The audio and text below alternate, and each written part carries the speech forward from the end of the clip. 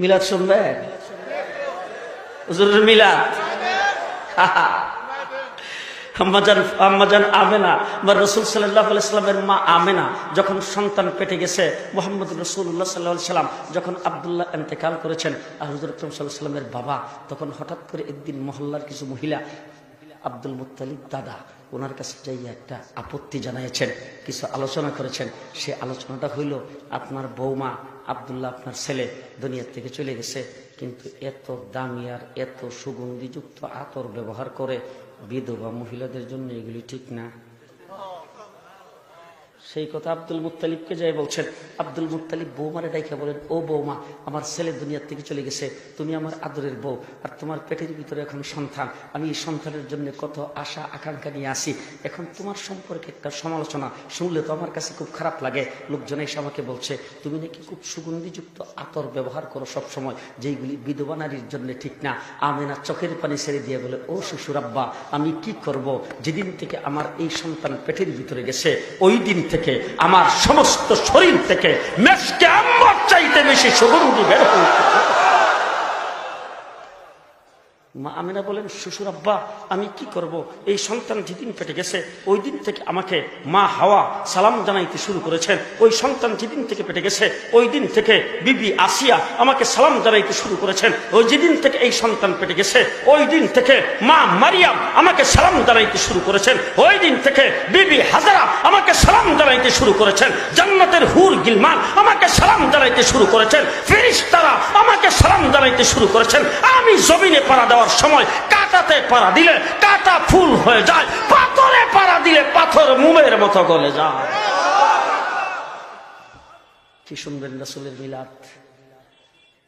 আর কম আবু তালেব রাসূল সাল্লাল্লাহু আলাইহি সাল্লামের চাচা, নাম শুনুন নাই তো বোধহয়। আবু তালেব রাসূল সাল্লাল্লাহু আলাইহি ওয়াসাল্লামকে এক আদারে 40-42 বছর পর্যন্ত পালছেন। আবু তালেব একদিন রাসূলকে ডাক দিয়ে বলতেছেন, ভাতিজা আমি কিন্তু তোমার চিনি, তোমার সম্পর্কে খুব ভালো করে জানি। আল্লাহর নবী বলেন, চাচা কি জানেন? বলে, তোমার যে বরত্ব, তোমার যে ইজ্জত, তোমার যে আজমত, তোমার যে অকার, এই সম্পর্কে আমার খুব জানা আছে। বলে, চাচা কেমনে জানলেন? বলে, কিছু তোমার মার কাছ থেকে শুনছি আর কিছু আমি নিজের চোখে দেখছি।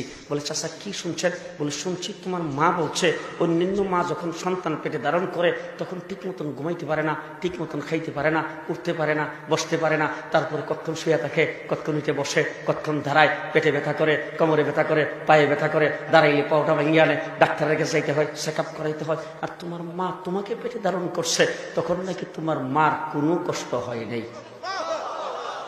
বলে, চাচা এই শেষ না আরো কিছু শুনছেন? বলে, ভাতিজা আরো শুনছি। তোমার মা বলছে তোমাকে তোমার মা যখন পেটে ধারণ করেছেন হঠাৎ করে একদিন তোমার মা কুয়ার থেকে পানি উঠাইতে গেছে। তোমার মা যখন আগে কুয়ার থেকে পানি উঠাইতে যাইতো তখন বালতি দিয়ে কুয়ার ভিতর থেকে টাইনা পানি উঠাইতে হইতো, আর তোমাকে পেটে ধারণ করার পরে তোমার মা যতবার কুয়ার থেকে পানি উঠাইতে গেছে ততবারই যাইয়া দেখছে কুয়ার পানি তোমার মার জন্য পার পর্যন্ত উল্টে রয়েছে।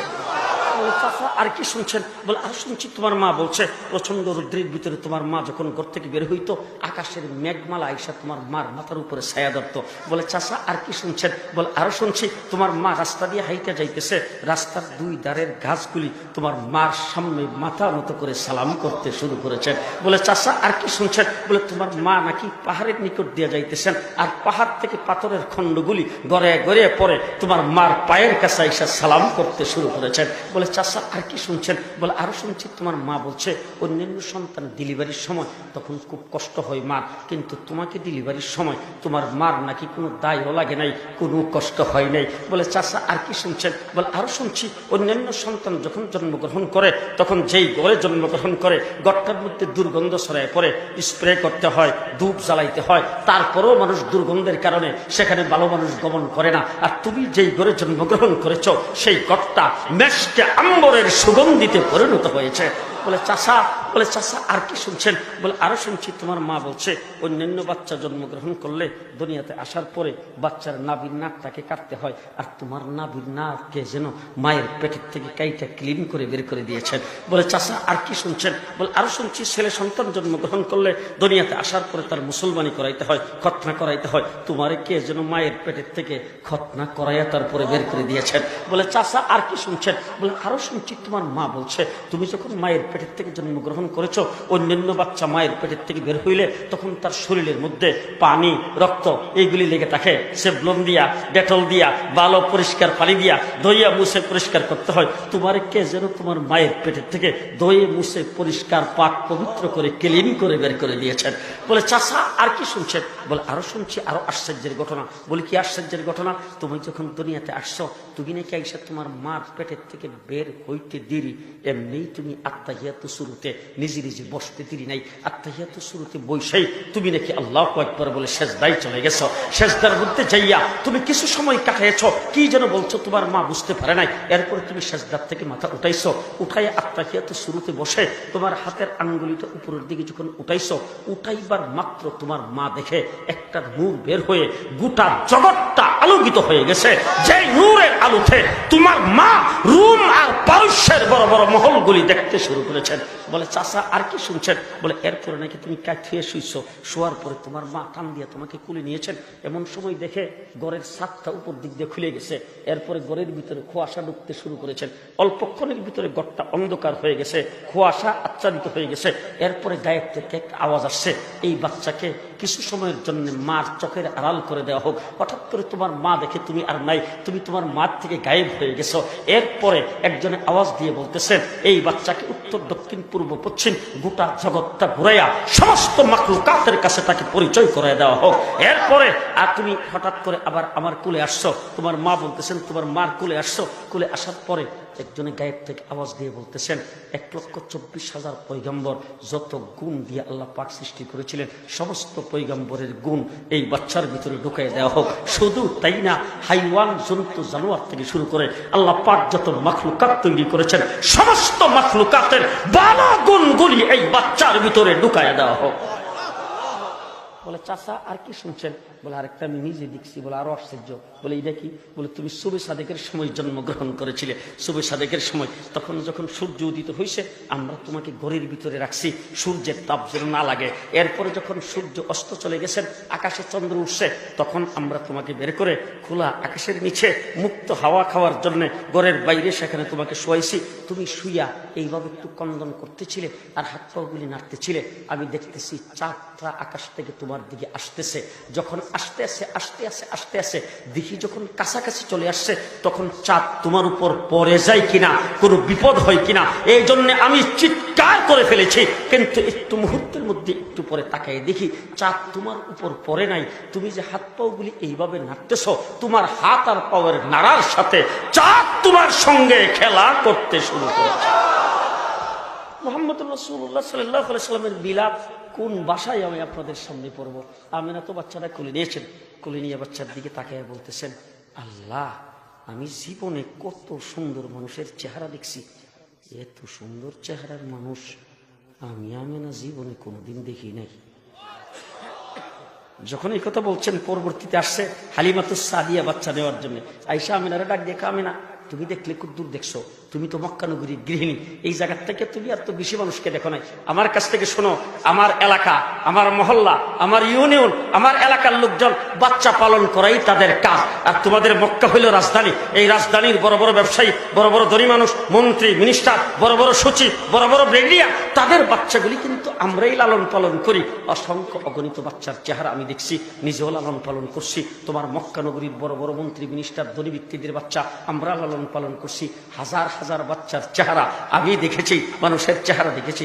আমি হালিমা বলতেছি, এত সুন্দর চেহারার মানুষ আমার জীবনে কোনোদিন দেখি নাই। যখন এই কথা বলছেন, আব্দুল মুত্তালিব আসছে। আয়েশা কো, হালিমা তুমি খুব দূর দেখছো, তুমি তো যাদেরকে লালন পালন করো তাদেরকে দেখো।